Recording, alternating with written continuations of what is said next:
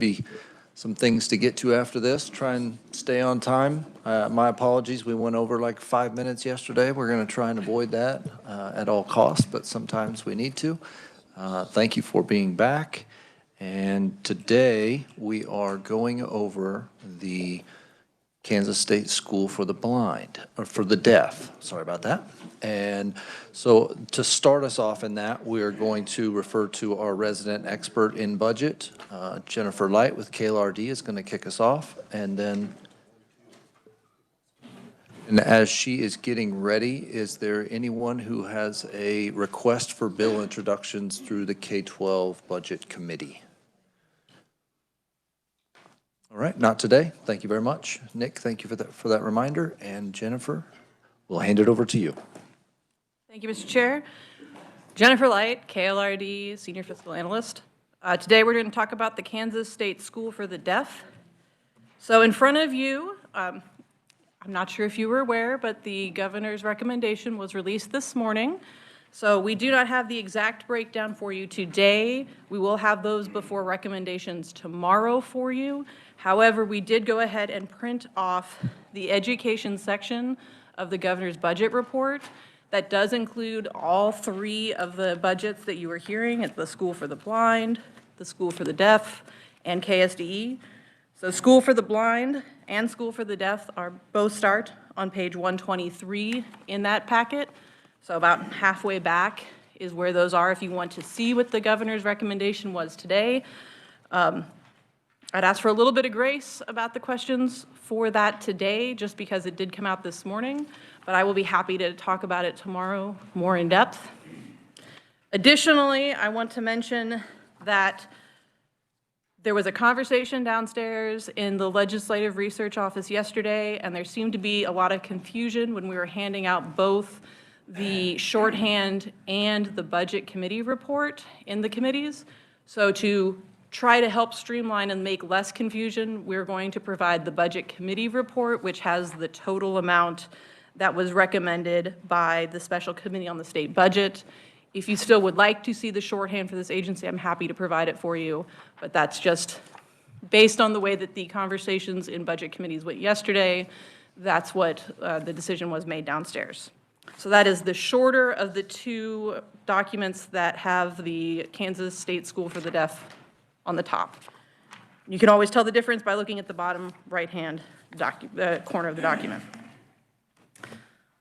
I am going to speak from the other one, the budget summary document for this Kansas State School for the Deaf. In the audience, we have Luann Barron, the superintendent, who will be getting up to testify after me. We also have Vicki Scales and Kim Braithwaite as the ASL English interpreters for in-person and online. So here we go. The Kansas State School for the Deaf is an accredited K-12 school campus serving to help deaf and hard of hearing students achieve their full potential in a language-rich environment. This includes both ASL and English. The school also operates a statewide outreach program that serves deaf and hard of hearing students, their families, and their local school districts. The front page, again to remind you, has the expenditures by the fiscal year and the version for the 5-year period, and then the agency request as a percentage of statewide totals. The rest of the tables are still there for this agency as they were for the ones yesterday, but we're going to skip to page 11, which starts the actual analysis for the Kansas State School for the Deaf. So in the approved budget for fiscal year 2026, appropriations did include adding $300,000 SGF for 3 additional classroom resource teachers for the school. It also included money, $710,000 SIBF for replacing a roof on the Taylor Gym, repairing utility service tunnels, abating a hazardous material, and then installing a new campus gas service line. It also included the SGF 1.5% operating lapse. For this agency, that was a decrease of just under 190,000 SGF. This was lapsed equally between two funds, the operating expenditures funds and the language assessment program fund. And each of those funds lapsed 94,880 SGF. Item number 2, the agency reappropriated $1,168 in unspent SGF funds from fiscal year 25 to 26. Of this, due to the 1.5% lapse, $18 was lapsed already, which leaves $1,150. As a reminder, the special committee on the state budget did lapse all reappropriations, so that remaining $1,150 was lapsed as well. Page 12 starts their supplemental requests.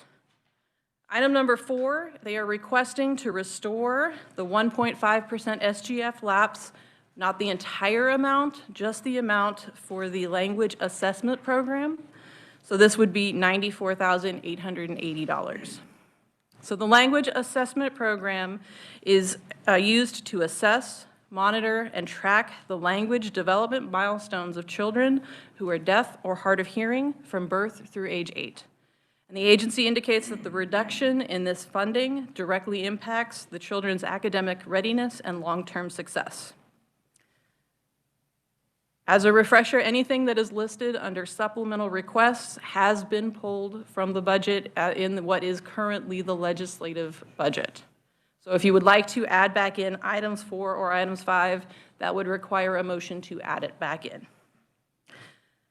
Item 5 includes a supplemental request of just over $228,000 SGF for teacher and support staff salaries and wages for an additional 6 days of instructions during the school year 25-26 school year. This would increase the number of days from 181 to 187, which matches USD 233. We did discuss this a little bit yesterday as we were discussing the School for the Blind's budget, but School for the Deaf is the one who is requesting the additional money for that. The breakout is listed there below for you to see. And I do want to note that after the budget summary was written, there was a change in this request due to the continued contract negotiations. So for fiscal year 2026, my understanding is this is now $430,900 SGF. This would cover both the additional 6 days of instruction and then an increase of $6,000 per teacher in salaries for the school year. And this is amount that is above what I'm going to refer to as the traditional pay parity amount. As we were having this discussion yesterday, I know there was discussions about that it's at least the same amount as USD 233. Traditionally, that has been how the Division of Budget and KLRD has allocated the amount for their pay parity. That does not negate whatever decisions you guys decide to do, just to make it clear this is above the amount that would be included in what the traditional pay parity would be. Outside of those two requests, there are other adjustments, of which includes a net increase of just over $111,000 all funds. And this is mainly due to anticipated increases in private donations and in fees collected by school districts to conduct their language assessment for deaf students ages 3 to 8. I'm happy to stand for questions on 26 or move on to 27, Mr. Chair. I think let's finish out and get 27 in our brain, and then we'll ask questions on everything. Okay. Fiscal year 27's analysis starts on page 13. Again, you can see at the top of the table that we take out one-time adjustments. So for this agency, that's 4 capital improvement projects that will be completed in 2026, which are the 4 that I named just a minute ago. But to refresh your memory, the Taylor Gym roof, the repairs to the utility service tunnels, the abatement of the asbestos, and then the installment of a new campus gas service line. And all of the funding for those projects come from SIBF. Their enhancement requests. So with those adjustments, we come out to a starting budget with the agency of 12.8 million SGF and a total amount of 17.3 million all funds. Items 2 through 7 are enhancement requests. So again, if you would like to put them back into the budget, they would require a motion to add. Item number 2 is again that restoration of the 1.5% lapse for the language assessment program. This is not on top of the 94,888. This would be if you decided to do it in just this year for 27, it would be 94,988. So if you're looking at it and you say, I want to put this back in for both fiscal years, it would just be a total of 94,888 for each year. They would not add on top of each other. So it wouldn't be the full restoration of the full amount removed in the appropriations lapse in 27. It'd just be the 94,888. 880. Item number 3 is again a request for the additional school days and pay increase, similar to 2026. It started as an amount of $228,350 SGF. Again, after the agency submitted the budget, there was further negotiations, and for 27, this moves to $490,272 SGF. Same idea, moving with the 6 days, and then the additional money for the teachers. Item number 4 is new in fiscal year 27 as an enhancement request. It's $143,350 SGF, and this would be to support ASL proficiency pay stipends and supplemental pay for staff. This would include extended school year supplemental contracts and summer curriculum planning workshop supplemental contracts. And I did misspeak there. It's not new as in it's brand new. It's just, it was already in the budget for 26. They're asking for it for 27 to continue. So it's not that it's a brand new version of this, it's just that is the request for 27. It's already in the budget for 26. Item number 5 is $1.8 million SIBF, and this is to demolish a powerhouse structure on the school's campus in 27. The agency has indicated this is the last stage of their capital improvements project, which would decommission all electrical, steam, and related utilities from the building. And that the removal of this building will allow for an alignment of an entrance to the school and more on-campus parking. Item 6 is $1.2 million SIBF for the Emory Elementary and dorm remodel for fiscal year 27. This includes $600,000 SIBF to remodel the atrium within the building, and then $600,000 SIBF for the first of 2 phases to replace the roof of the dorm elementary. The total amount to replace the dorm or the roof is $900,000 SIBF.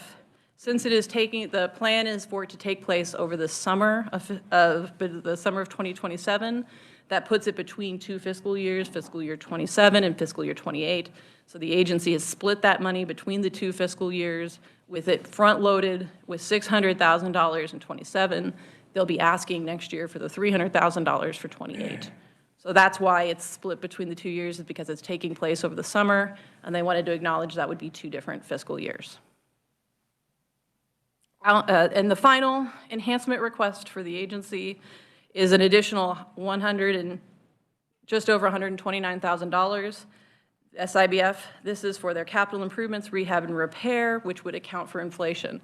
This is the additional money on top of what they currently have for rehab and repair, and it would be ongoing from 27 onward. Outside of these enhancement requests, there is a capital improvements change, which is a decrease in the SIBF money that they're asking for, and that's $621,000. And this is within their 3 standard maintenance and rehabilitation areas in fiscal year 27. These 3 maintenance areas are the safety and security school systems on campus, their HVAC system maintenance and repair, and then the general rehab and repair on campus. The majority of this decrease is due to the fact that the HVAC system maintenance program will be decreasing because of the decommissioning of the centralized steam heating system that I talked about earlier. Item 9 is an increase of $210,000 SGF for computer resources. And this is to replace equipment due to their end of life cycle, and then to add smart boards to the classroom. And then the agency has provided that a smart board costs between $1,000 to $2,000 a piece. And so that is why the amount is as high as it is. The agency also requests an additional $177,000 SGF for their contractual services. The majority of these increases are in professional services, which includes consultations with attorneys and lawyers, architects and engineers, and then other professional services. And this is offset some by a decrease in other contractual services of just under $98,000 SGF. The salaries and wages in item 11 is included in the, I just want to be clear on this because the salaries and wages go back and forth. It is currently included in the legislative bill. This is for salaries and wages for step increases or step changes in teachers, and again, the discussion for the fringe benefits that changed over the course of the year. And so that amount is still within the budget as well. Outside of that, there is $215,000 in all funds for all other adjustments, and this is due to increases in tuition for employees and students, and then their shop and plant maintenance. That is the budget summary section, and if you're wanting to know what the Special Committee on State Budget removed, I would refer you back to the Budget Committee report.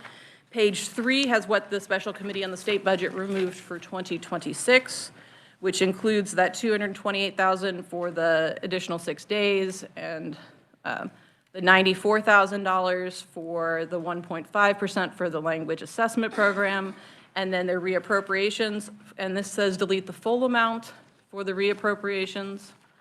And then on pages 4 and 5, or page 5, sorry, I misspoke, covers the Special Committee's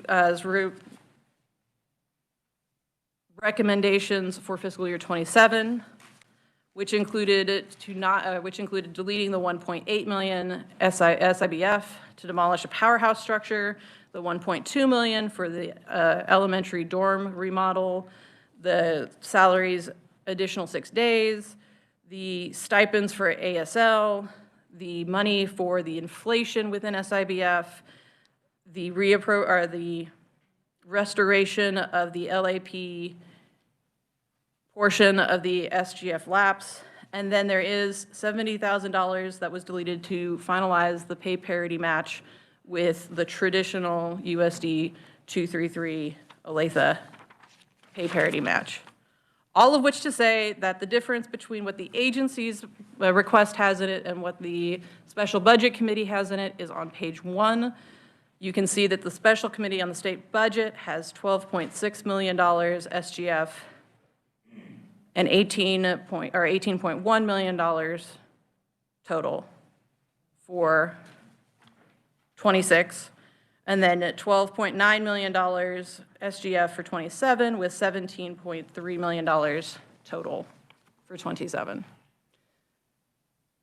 I hope this is less confusing than yesterday's version when we were looking at both the shorthand and the Budget Committee report and the budget summary. I'm happy to stand for questions on anything or wait until the superintendent has had a chance to speak. There's a couple of them that I have that I'd like to wait till after the superintendent gives us some testimony. It's around the salaries and 26 and the days, but if there's any other questions, kind of understanding 26 and 27, Representative Steele.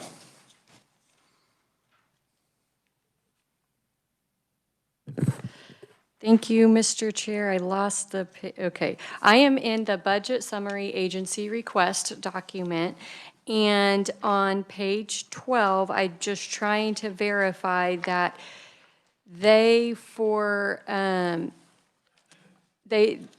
want a $6,000 increase, so I'm like under number 5 staff note. They want, so each teacher would get $6,000 additional, and then another 2.5% increase. So, Mr. Chair, this is part of the contract negotiation that they are doing, and I would prefer to let the agency specifically speak on where they're at with that process right now. This budget document is a moment in time, and so we just want to give you the information we had at the time, but I would prefer for the agency to be able to speak on that. If we can't answer that question today, we're happy to circle back around on it. Thank you. Thank you, Mr. Chairman. Other, other current questions? Representative Owsley. Thank you, Mr. Chair, and thank you, Jennifer. And I should know this question, serving on the building committee, but the roof, was that part of their 5-year plan? Do we know if the construction committee, building construction committee approved this?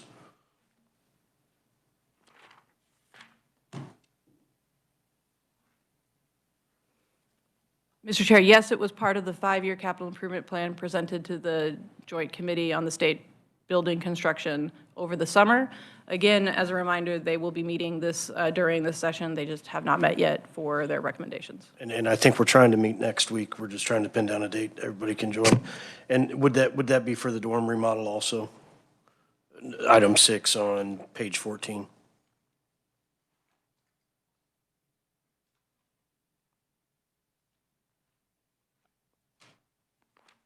I believe so, but I can double check that when I sit down. Thank you. Thank you, Mr. Chair. Other current questions? Representative Estes. Thank you, Mr. Chair, and thank you, Jennifer. Can you refresh my memory on what was behind the 1.5% lapsed in number 4 on page 12?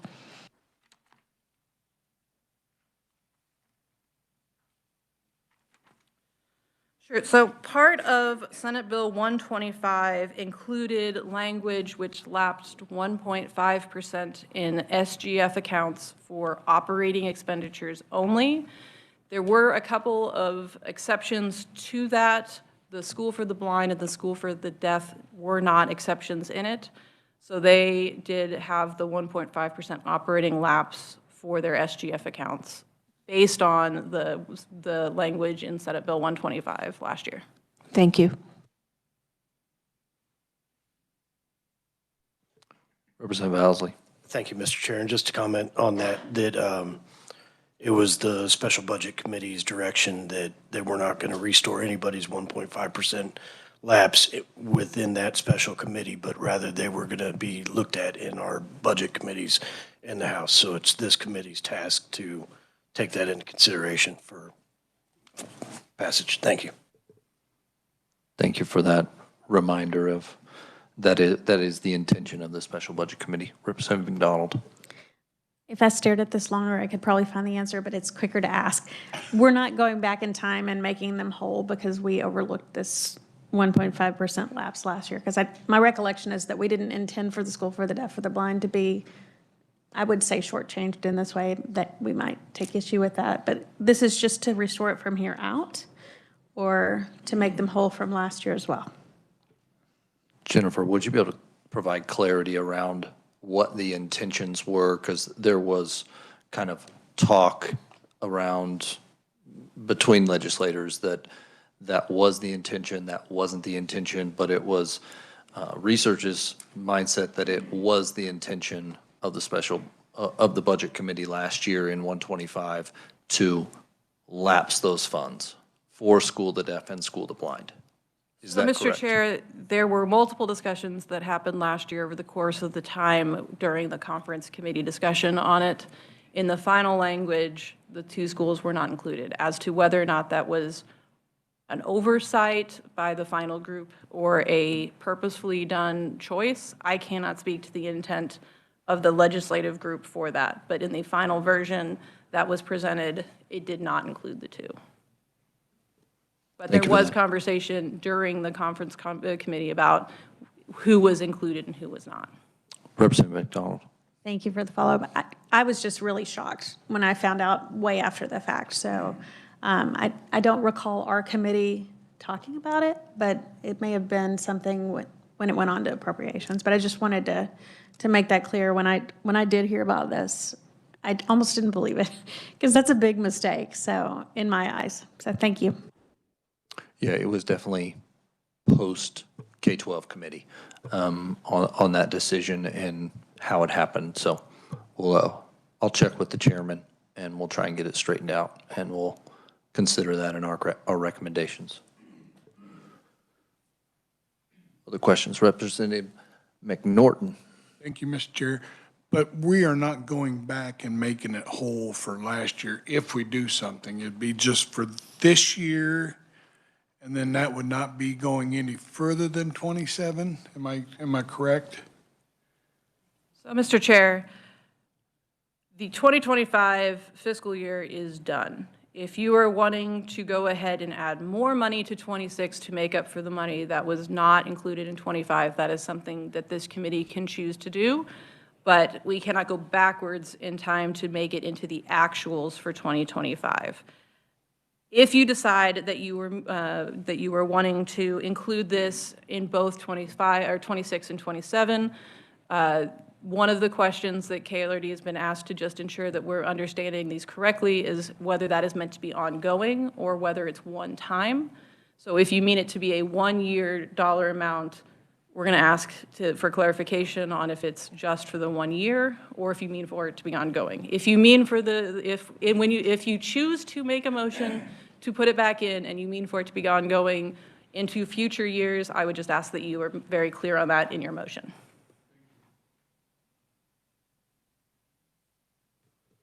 Representative Poskin. Thank you, Mr. Chair. I just want to follow up on what I feel is our committee's responsibility in this area. There were some quotes in the newspaper from the government efficiency and special budget things this summer where a senator said, certainly we did not want to see those cuts impact the School for the Deaf and the School for the Blind. Those are really vital assets to our state. And then the actual chair of the Ways and Means said that the cut surprised him at the Senate Committee on Government Efficiency on September 9th. So I think our committee should keep in mind that it is really our responsibility with a focus on the K-12 Budget Committee to make certain that everybody understands what they're voting on and what it does to our most vulnerable school children in the state. Thank you. All right. Any other questions? If not, I think I'll put Jennifer on hold for a little bit, and we may bring you back up. But we would like to also bring forward, actually, I have one more question before, my bad. Is there anything before we kind of read through it, but specifically for School for the Deaf, in the governor's recommendation in our packet that is, there's a considerable length to it that we should be aware of for School of the Deaf, or is it kind of language that is, go ahead and fund it and more focused on K-12? Mr. Chair, this is as new to me as it is to you this morning. So what I would say is that what I know is that if you look on page 124, it talks about, on the column on the left, it talks about the rehab and repair, the campus security and safety and security systems, and the HVAC replacement. It does recommend, so the governor's budget does recommend the $1.8 million for the demolition of the powerhouse and the $1.2 million for the Emory roof and atrium repair. Outside of that, I would need a little bit of time to finish looking at the governor's recommendation to answer that question. I'm happy to look at it further and get you answers first thing in committee tomorrow or overnight, but that is as much as I know currently. Representative McDonald. Thank you, Mr. Chair. I just would like to go on the record once again and say that I am frustrated that we don't have the chart where all three, the agency requests, the approved from the budget people, and the governors are, because it's very hard for me to juggle all of these papers and really make sense of them in a way. I understand we're expediting things this year, but when we rush, we make mistakes. And if we had one consolidated chart that had all three, I could make a much more informed decision. There'd be less chance that I would have a misunderstanding. There'd be less chance that we would accidentally, do the 1.5% mistake from last year. So I understand it's not your choice, Mr. Chair, to do things this way, but I feel compelled to say all of these papers could be condensed at least to one chart where it would be easier to see each preference and where they are different. Thank you. Thank you for that. Appreciate it. With that, I am going to bring up Superintendent Barron, if you would join us. Thank you for being here. Chair Getz and committee members, first I want to thank you so much for the opportunity to be here today. I know there's a robust discussion in terms of all of our requests, and that may appear to be a lot, but I'm happy to provide reasoning and justifications behind each.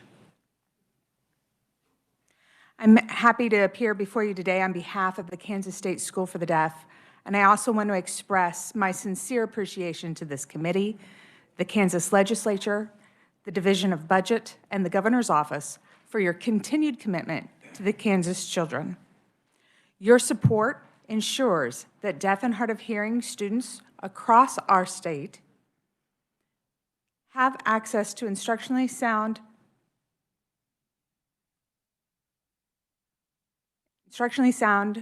and fully accessible educational opportunities that is slightly different than their hearing peers when they are on campus with us.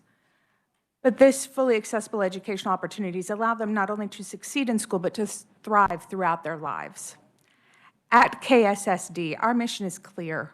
We're committed to ensuring that every student reaches their full potential in a language-rich environment, an accessible environment, which means the use of American Sign Language as I'm using currently, as well as written English and spoken English for those who have access to it. For our students, their education goes far beyond academics. It's about full access to language, the development of identity and confidence, preparation for independence, and the ability to participate meaningfully in their families, communities, and the Kansas workforce.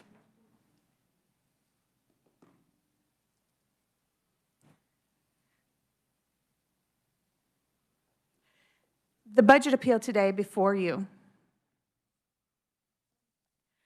is to support our programs that are foundational to that mission. These requests are not expansions for convenience sake. They are targeted investments in the language development, instructional continuity, staff retention, and campus safety, each of which directly impacts student outcomes. First, I'd like to address the 1.5% restoration from that lapse or reduction for the language assessment program. As some of you may be aware, the language assessment program was passed in both the House and the Senate in 2017. The legislature at that time believed that it was vital to invest in assessing language development for deaf and hard of hearing children throughout the state of Kansas. There is state law to that effect. So it is our responsibility to ensure that we continue the LAP program. That 1.5% reduction impacted our ability to maintain and run that language assessment program.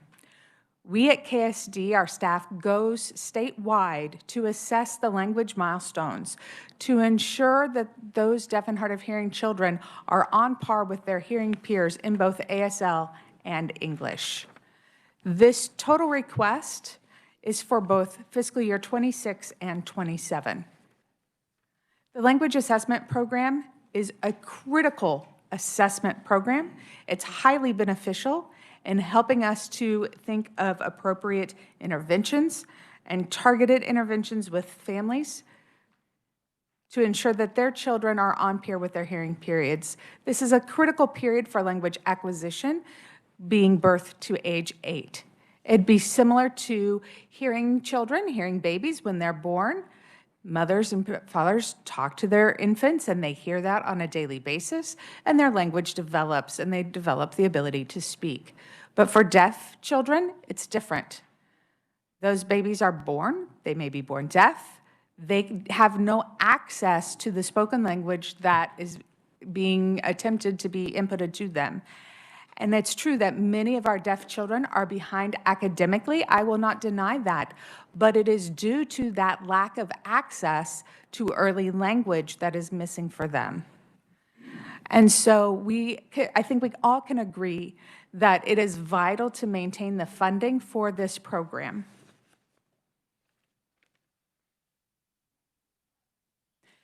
That program ensures that children have equitable access to both languages from their families and their teachers, and can identify and address those early delays and implement targeted interventions to address them.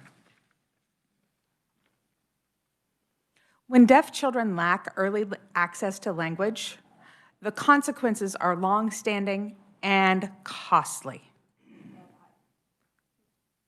For employment purposes, they may not be able to hold high levels of employment, so it is quite costly. It may end up that those individuals then end up on welfare or SSI, and so the consequences are long-term. The LAP program prevents those types of outcomes. So restoring this funding allows a continuity of services for 47 infants and toddlers who are currently being impacted because of the lapse, that 1.5 lapse. That meant that 47 children could not receive services, and we need to continue their services. We want to continue to provide those assessments for those children. LAP ends up saving the state money in the long run while giving children the strong foundation they need to succeed in school and life. So that's the explanation for that 1.5% lapse. Moving on to the next item is retention of qualified educators through competitive compensation. We are requesting, both in the supplement for fiscal year 26 and the enhancement for fiscal year 27, as Jennifer was just explaining. We want to bring our KSD teachers on parity with the Olathe School District and teachers in that district, USD 233. They are our closest and most appropriate comparison district. Our teachers are highly specialized, bilingual educators. They must have their general education background, their deaf education background, so they are duly licensed to continue educating our deaf and hard of hearing children. They are highly specialized. They also must be fluent in American Sign Language, skilled in teaching literacy for deaf students, and be prepared to meet a wide range of academic, social, and communication needs. We receive students at our school who come into our school that may be in our center-based program in Olathe, and they have no language skills, not even signing, and they're 10 years old with no language. It varies. Some children come in at an early age, at age 3. Some don't arrive to us until very late. So we can have a 4th grade classroom with a wide variety of social, emotional, academic, and language skills. This requires specialized skills to meet the individual needs of each student within the 4th grade classroom, for example. Most of our educators are in high demand. And when our salaries fall behind local school districts, we lose qualified professionals, and students lose instructional continuity. For example, this year, we have a lot of teacher vacancies because of teachers have moved. A couple moved to the Olathe School District because they can earn more there. Even though our pay scale is 1 year behind, and we have less number of days than the number of days that the Olathe school teachers have on their contract. So we have a number of teaching vacancies. I can discuss that further in a moment. So this request is to ensure that every teacher would receive $6,000 per cell on our salary schedule for both fiscal year 26 and 27. With this additional 2.5% increase for fiscal year 27. So Olathe has their pay increase on a yearly basis, so we want to follow their increase Typically, we've been 1 year behind, so next year, the 2.5% would bring us on par with Olathe in that year. This teacher's pay increase would extend their contracts from 181 days to 187 days. Those additional 6 days will benefit our students. It allows for continuity of instruction, more professional opportunities, and student support.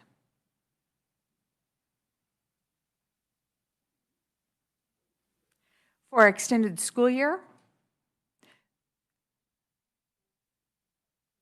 having that extension from 181 days to 187 days will also impact student support, such as our dorm staff and student life. If we increase our schedule by 6 days, that means we may have an increase in school days for students, which means our dorm program would have additional days for support staff, as well as our kitchen staff, our para support staff, our language facilitators, and the list goes on. Job coaches. These are vital staff who allow for the daily functioning of our instructional programs. So this funding ensures that students receive consistent, high-quality services throughout the extended school year.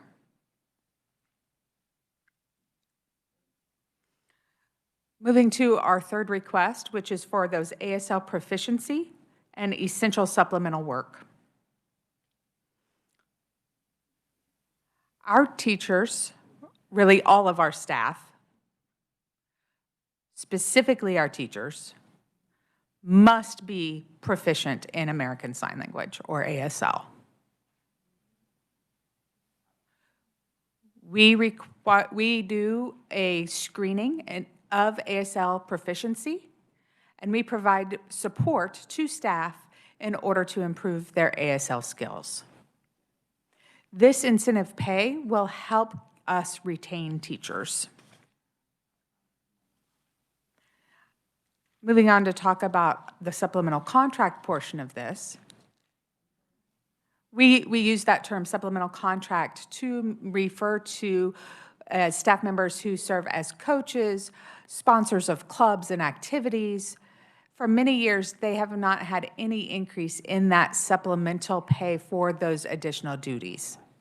So we're asking for additional funds to help increase the incentive of our staff to participate and take on those extra duties. Compensation for staff who take on these additional duties, it's beyond the regular school day. So that would include our extended school year, which is basically our summer school program for our students, to help them to maintain their skills rather than to lose skills and academic knowledge, but allows them to maintain that. We currently pay teachers $150 a day for those 3 weeks in the summer, but we're to the point where teachers are like, it's only $150 a day, it's not enough. So we would like to be able to increase the daily rate for that. And then also those teachers who come in the summer for summer curriculum work, $150 a day is, again, not enough to get teachers to come in the summer. So being able to increase that will help incentivize them to come do that work. This is crucial to maintaining our rigorous academic programs and meeting our year-round needs of our students. And the proposed adjustment reflect current expectations and realities. Finally, I'd like to discuss our facilities. The projects funded through SIBF, protecting our students in a safe and functional facility. The SIBF request was $3.1 million for capital improvements. As Jennifer just mentioned, about 2 of the main items is the roof and then the demolition of our powerhouse. Our campus infrastructure directly impacts student safety, access, and learning conditions. The requested funding includes adjustments for inflation, critical roof and atrium repairs to our 30-year-old Emory Elementary building and dormitory. That building is 30 years old, and this roof is leaking everywhere. In every corner when it rains, we see it leaking. We've tried putting buckets, we've tried temporary fixes. It needs a major overhaul. Last year, one of the dorm rooms, it was basically raining inside. I went in, I looked up, and it was raining through the holes everywhere. We did make an emergency repair on that, but it was a temporary patch, and we know that this is likely to occur in other places in the building because it is 30 years old. Our powerhouse, due to our improvements in HVAC systems throughout our other buildings, the powerhouse is now eating up costs to maintain that building. I was told today that it costs $3 per square foot to maintain the powerhouse building. So this would eliminate ongoing maintenance costs and expenses if we just tear it down. It also allows for improved traffic flow and additional parking. So members of the committee, these requests have been carefully considered. They are data-driven and align with our mission to provide a safe, accessible campus, to ensure students are receiving the instruction they need. Literally this year we have, let me find my vacant positions list, 6 vacancies that we have been covering with temporary long-term sub-teachers. That number increases to 9 for next year. We're not the only school to suffer a concern with vacancies. This is happening statewide. Your support allows us to invest wisely in early language access, retain qualified educators as well as recruit them, recognize specialized skills, and maintain a safe learning environment. I stand for questions. Well, thank you for your presentation. Sometimes life takes you to some really cool places, and this is one of them for me. Most of you know my son, Mason, was born with Down syndrome, but the main complication that he had was his ears. And so he has a audio device that gets more. If you come in my office, you can see we call him Rambo. He's got a red band on his head, and then he got his second device to where now he has 2 ears. He had one for a long time.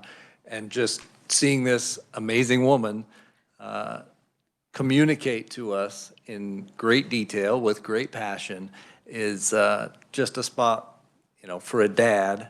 And as the chairman of this, I just had to pause and say it's a really cool moment, and thank you for your presentation. We're going to take some questions. I'm going to go to Representative Estes and then back to me. Thank you, Mr. Chairman, and thank you for being with us. Yesterday, we've kind of put some questions about the parity and connection to Olathe there, and something that you said gave me very great excitement because I believe the teachers had felt the connection to Olathe capped, or felt that administrators felt it was capped at no greater than the Olathe teachers were making the previous year. You are trying to get the Olathe, get your teachers into the current Olathe year is what I think I heard you say. And if so, Absolutely correct, yes. You are acknowledging that the state law does allow you to go higher than Olathe, that Olathe is just a minimum. Yes. Thank you. And you mentioned trying to get the Olathe teachers to the current year, and it occurred to me that in years of high inflation, when the teachers are behind, that's quite a hardship for them. Is that something you've heard from your teachers? Yes. Historically, the law was passed many years ago that our teachers were to be paid parity 1 year behind Olathe's increases. So we would get the same level of increase, but it was 1 year behind. We were always 1 year behind. And the teachers are asking if we could get on par with that parity in the same year. And so that's what we're asking to be able to do. That will help with those hardships in terms of living expenses, and as you just mentioned. So, and I just asked this question yesterday and want to restate that the law sets that as a minimum, and you can't exceed that. And I just want to make sure that that's something that is a knowledge we all clearly share, even though, yes, you have quite a cumbersome process to go through because you have a different board, school board, and then you also have to come directly to us for funding, which is something other districts don't have to do. But I just wanted to make sure we were very clear on the record. Thank you. Thank you for the question. Mine has to do with the 6-day increase and giving us some context of why the rush to do that this year. I guess to me, it feels like we're in the middle of that school year, and then to add school days in 26 seems like a fast process rather than make that ask for 27 and move in that direction and ask for the supplemental for the salaries for this year in 26.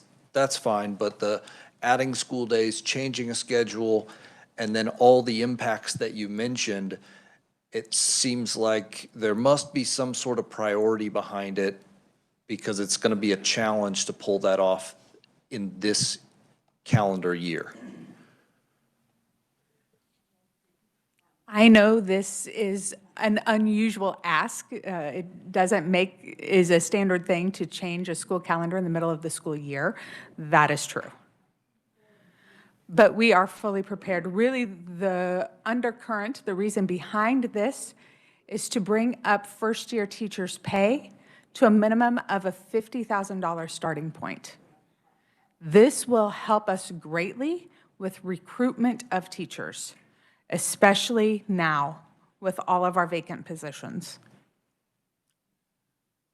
From that starting point, we have the opportunity to bring in new teachers, and other teachers receive the same types of increases. So adding these 6 additional days in May, if the decision is made soon, that will not be a problem for us. We can make that accommodation happen. In fact, our students would even benefit from the increase in number of days. And our teachers could use some of those additional days for professional development as well. So there are lots of positives. I understand it would be short notice, but our teachers are aware of this possibility. Our staff is aware of the possibility and the impacts. We've already made adjustments to move our extended school year and our family immersion camp to later in the days in case, or later in the summer in case the legislature agrees to that increase in contract days for this current school year. Again, primarily it is to be used as an incentive to increase and recruitment for new teachers by bringing that base pay up to $50,000. Thank you for that. I think I understand a little bit better. One more question from me, and then I've got a good list going on over here. The restoration of the 1.5, and we'll figure that out as far as refilling that and checking with some sources to make sure we get that right. But what is the situation for the school as far as reserves go? And I know from my personal budget, if 94,000 went away, that's different. But for a $15 million organization, is there $500,000 in reserves that something like that happens and you could continue that program for another year? What does reserves look like for the School for the Deaf? We do not have much in reserves because we expend a lot as you see our needs. We don't have enough reserves to maintain that program. What's currently going on with those 47 infants and toddlers who are impacted, we did not drop services. Rather, our outreach lab specialists are working extra days to try to minimally maintain and increase their caseloads because they don't want to drop any children. They don't want those children to not get their services. So it simply means we can't grow and we can barely maintain what we have. So in fiscal year 27, if you wanted us to assess all 700 students across the state, we only are currently capable of assessing 229. So the way that the program is funded, the legislature funds us for birth to 3, and then from 3 to 8, it's a fee-for-service program to the school districts. And so that's why we are requesting that return of the 1.5% so that we can maintain and further expand the program to serve more children. Sorry, one more. Each agency was asked in last year's request to basically make their own list of the 1.5% cuts for every agency. Was that your suggestion of where you would cut, or did you not make a recommendation for the 1.5 because you thought you were going to be exempt from it? Just trying to get clarity around that. That last point is correct. Last point is correct. Okay. You never made a recommendation, so you had to pick something in the middle of it. That's correct. Thank you for that clarity. I better get to some other people. I could keep talking to you for a lot of days. You're amazing. Representative Schmoy. Thank you, Mr. Chair. On nursing staff, is that staff like school staff, or is that contracted nurses? It's school staff. Outstanding. That's what I needed to know. Thank you.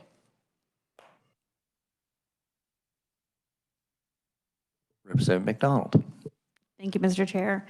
Representative Estes brought up some points about salary yesterday, and I knew where she was going because I have been paying attention to what's been happening at the School for the Deaf. With Dr. New, I caught wind of some meetings that parents had asked for that the administration and the Board of Ed has been having over the fall. And I was able to make it to one of them, and one of the main frustrations I heard resoundingly from parents was the staffing issue. I had not given it a lot of thought about how specialized, I don't know why I didn't think about it, but these really are very specialized professionals, and it's kind of hard for them to come by them. And so I just want to give you an accolade and say thank you for putting this in the budget and prioritizing it and being so articulate about the need. And Dr. New might want to speak to this, but parents are very, very frustrated right now. We have stellar schools. This is a stellar school, but we need to make sure and staff it appropriately. So I guess my other questions have already been answered, but I'm really glad that you're here today, and I hope that we can seriously help you with this staffing challenge with some funds. Thank you. Representative Steele. Mr. Chair, you asked excellent questions and got everything answered, so thank you. So you're saying I'm smart today. Thank you. Mr. Chair. Okay, so just a little, like, memory. Okay, you were doing well. Now, Hey, no, you said Representative McNorton earlier, and it reminded me last year you were Mr. McChair. So, Mr. McChair, thank you. we're back. Representative McNorton. Thank you, Mr. Chair. You touched a little bit on it, but your salary for your starting teachers is the same as the Olathe School District starting teachers. No, not at this time. Not at this current time on our current salary schedule. I don't have it You're a with year me. behind, is that? I think we're currently at 48,000 something. I don't have it with me, and I don't want to give you the wrong number, but we are currently below 50,000. But I guess my question would be, so your highly trained teacher that has ASL skills is starting at the same salary as a teacher who is lack of terms, a normal teacher, somebody who's just graduated from college and first-year teacher.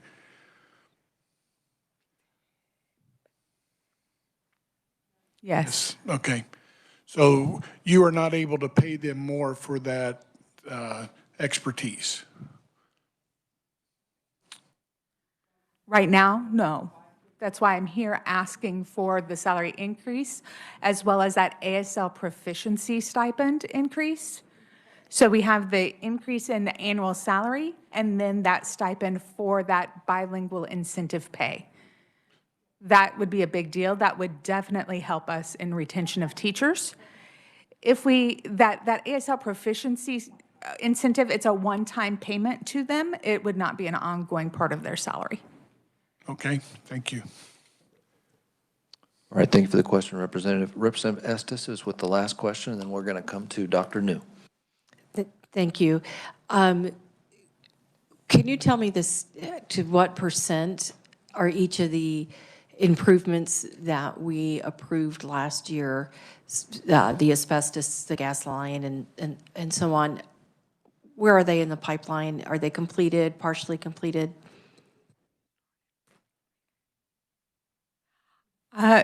Did Jennifer pass out this one page at a glance? It has an update for where we are on those projects. For our safety and security upgrades, we were supposed to be at 90%. Our HVAC upgrades, we are at 70%. Our classroom and dorm remodeling is at 95%. The kitchen project is 100% completed. So that gives you an update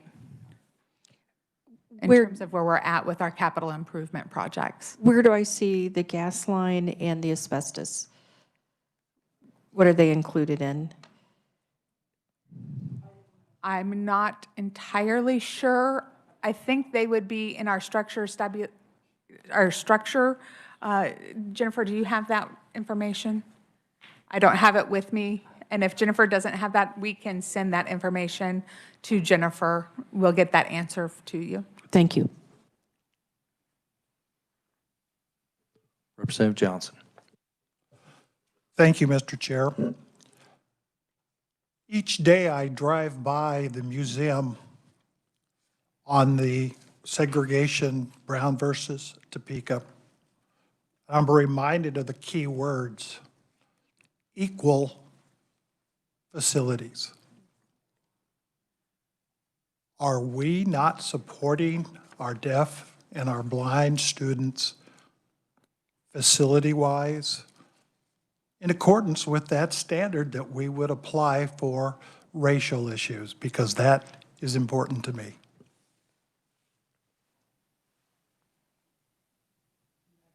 Is that a question to me? Okay. So I'll be honest that our facilities are old, but the legislature has been really kind in funding us to ensure that our facilities look modern. So yes, we have to come and ask every year, and things come up, and deterioration happens because of the age of the building. Our newest building on campus is 30 years old. And that is fairly old, which means the rest of our buildings are older. So roofs are constant problems, HVAC systems are constant problems, electricity and utilities, but we receive funds that we've been able to maintain and ensure that our buildings are safe for student learning.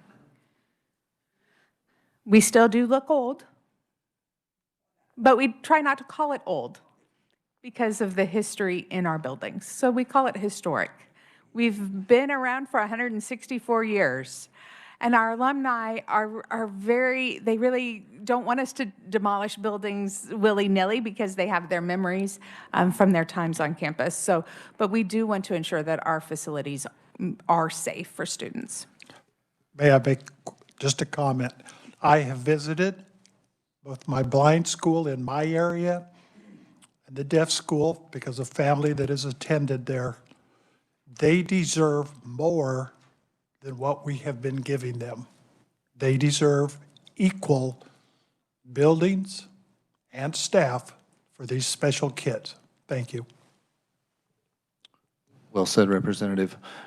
Representative McDonald talked me into one more short question. Just very quickly, for those of you that haven't been on campus, parking is a problem. And when I heard you mention demolition, my heart sank until I heard you say, but also we get more parking. So I would support that as well. Thank you. Well, I just want to say thank you, thank you, thank you. Representative Haskins was messing with me, sorry. We appreciate you coming. We are going to deliberate over this, and we're going to do our best to get you everything that you need to do a great job with your students. And thank you for your leadership. Thank you.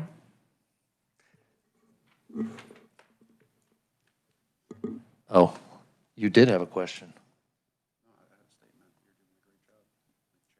Okay, thank you. Now we'll move on to Dr. New. Please join us. Thank you for being here today.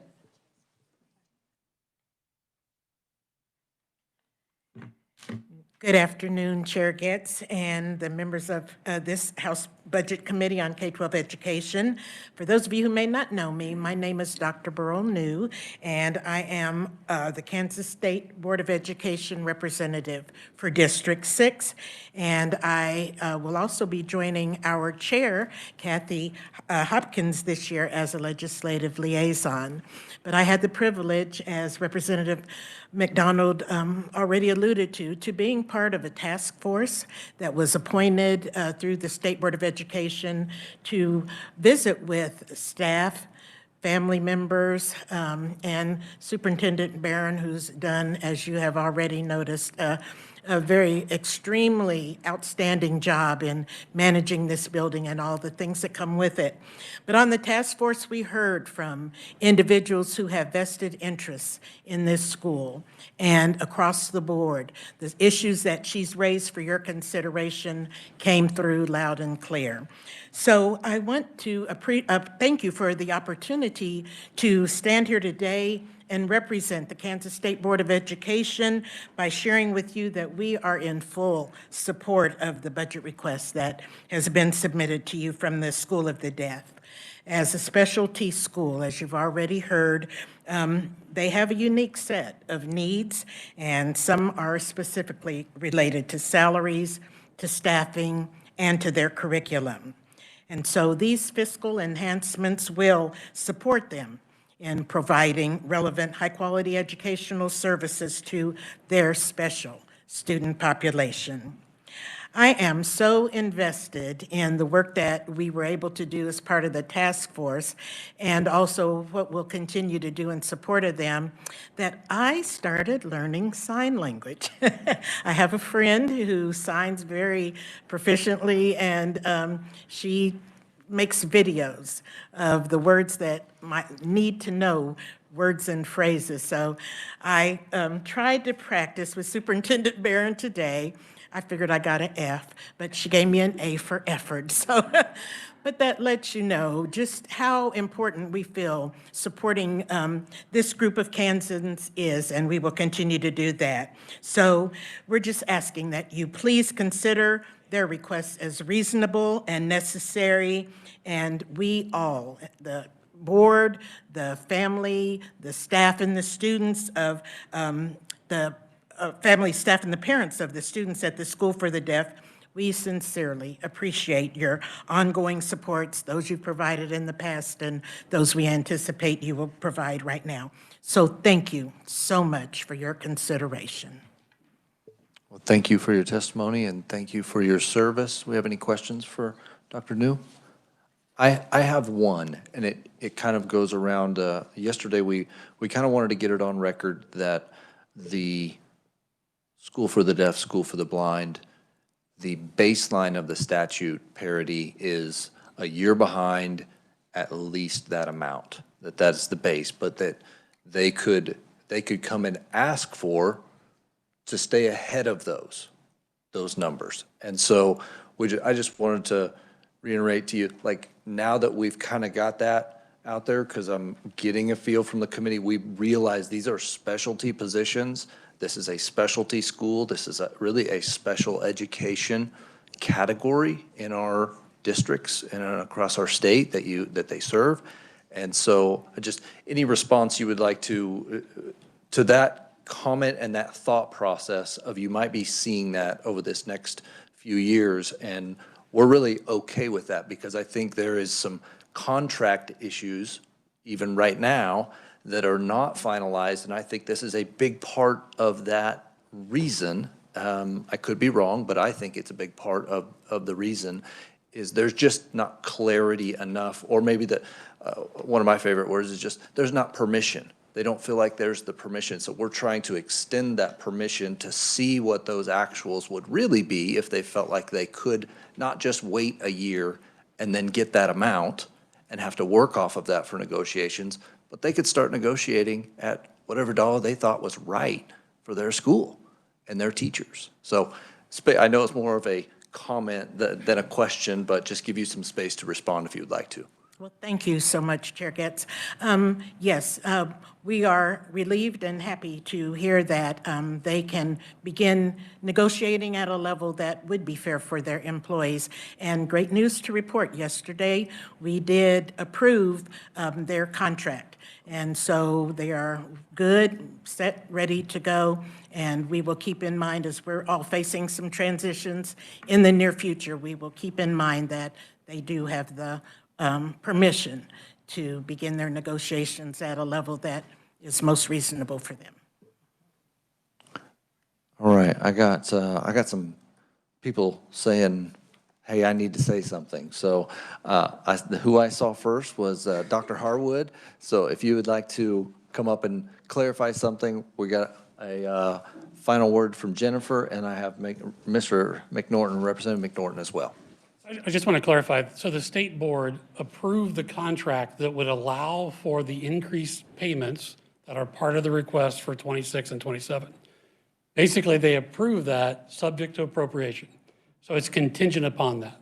So when you're deliberating for the School for the Deaf, if you approve these, the contract is already approved pending that happening.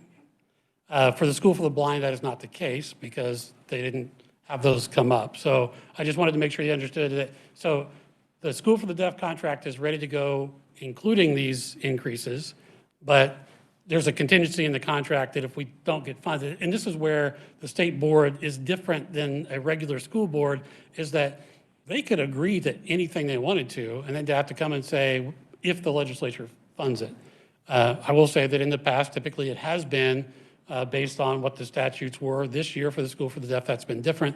The School for the Blind did not ask for the same things, so we would have to see how that would. If there are changes that if you were added the 6 days to the School for the Blind that they didn't ask for, there would have to be a change in that contract for this year if that were to be implemented. So just, it's all things that could be done, just that's where the two schools are different right now. So I just wanted to help clarify that. Thank you for the clarity. I'm going to go to Representative Estes. I think she wants to have a follow-up. That's where the term clunky process comes in. Thank you for that clarification. That was my next question. Representative McNorton. Thank you, Chair. Yeah, it's for Dr. New or maybe you. Does the School for the Blind have any extra accreditation that the teachers have to have, like the ASL accreditation? Do you know, or oh, you're here. I'm sorry. Yeah.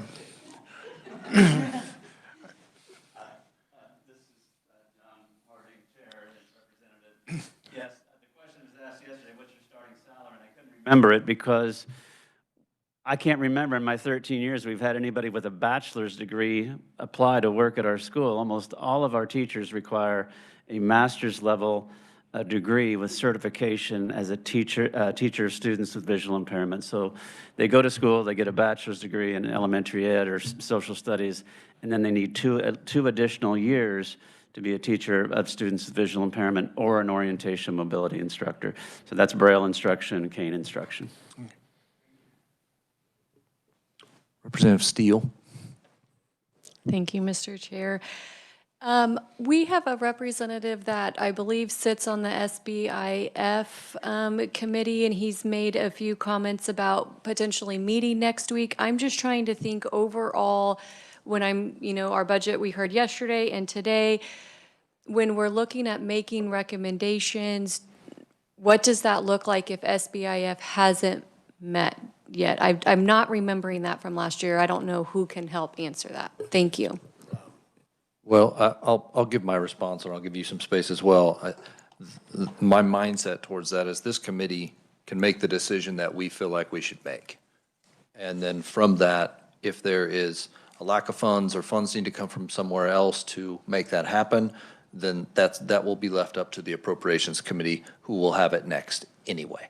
So if you'd like to add anything to that, but I think we have full authority to go ahead and make a decision as if we think this is the right thing to do, and then we'll get that on the back end. So Representative Owsley. Thank you, Mr. Chair, and I agree with the chair wholeheartedly. When it goes to appropriations, a lot like what we're looking at right now with the Budget Committee report and the agency request, it will go to appropriations with the K-12 committee, report and recommendation, and then it would also have the state building construction recommendation, and they don't have to be in alignment. That committee can come to a completely different, determination than this committee. And with that, I'm going to give Jennifer Light just a little bit of space. She requested to clarify a couple things. Jennifer. Thank you, Mr. Chair. This is not clarification on any of the questions asked today, but the performance-based budgeting measures for all agencies are up on the KLRD website. I did forget to mention that earlier this week. I will be sending out an email this evening with the link to that for everyone. If it is currently over 600 pages long for the entirety of it, so I would request that you attempt to look at it online, but if you would like paper copies of the specific budgets that we are looking at here, I'm happy to print those off for you and bring them to committee. Just send me an email. Happy to bring them for you. But they are up online. You will be getting an email that directs you to the link on the KLRD website if you are interested in the performance-based budgeting measures for any agency in the state, as well as the three that we are hearing in this committee. That's all. I just wanted to make sure that you had that as a reference point for yourselves as well. Thank you. We'll go to Representative McDonald, then we'll come to Representative Brantley. Thank you, Mr. Chair. This may be an unreasonable request, but on the Education Funding Task Force, I have learned that I can ask things of legislative research and magically they appear. So if this is an over ask, let me know. But it really would help me. I would feel much better if I could get a chart with the agency recommendation, the governor's recommendation, and the Budget Committee's recommendation on one sheet of paper next to each other. I'm sorry to beat that drum, but it helps me visually to process that. Thank you. Representative Brantley. Thank you, Mr. Chair. And this is kind of more of a wondering question. Let's say, you increase the salary up to matching as Olathe for today's budget discussion. What happens if we include the discussion for yesterday's budget also and move the 6 days and the salary base up? That might be your. I can help you with that just on teacher continuing contract. So if you add 6 days for this year to the School for the Deaf contract, it's already in there. And so the teachers they've already agreed to work that if it gets approved. For the School for the Blind, if you add 6 days, they've not agreed to work that. and any teacher could actually refuse to sign the new contract. And so if they sign the new contract, then they would get the additional pay and they would work the additional days. For next year's contract, then that would just be what next year's contract was and move forward. But if you do that for both schools, it could have different impacts just because of how the contracts were approved by the state board. So if you do something to change the School for the Blind's contract, the state board would have to approve the new contract. As Superintendent Harding said yesterday, they do not have a bargaining unit. So the teachers don't have to agree to it, except individually they would have to sign the new contract. So.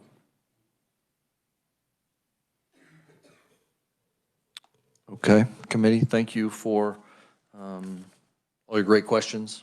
I think we gained some more information, and tomorrow we will deliberate on our recommendations for these two budgets this week.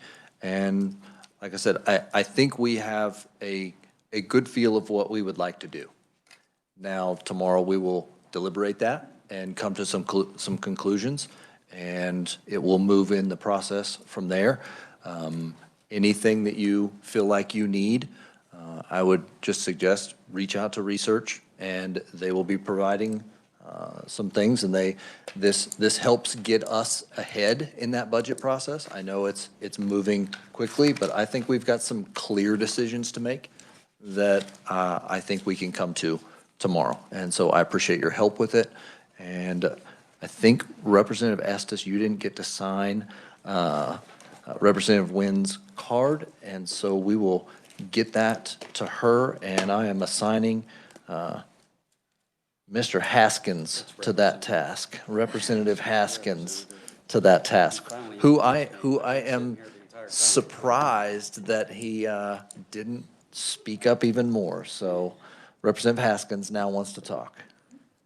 It's a pleasure to be here. Thank you very much. Thank you for joining us and Mr. McChair. Replacing our esteemed Representative Wynn. I pale in comparison to her, so thank you. With that, I think I'm getting you out of here 2 minutes early. Thank you all. We are adjourned.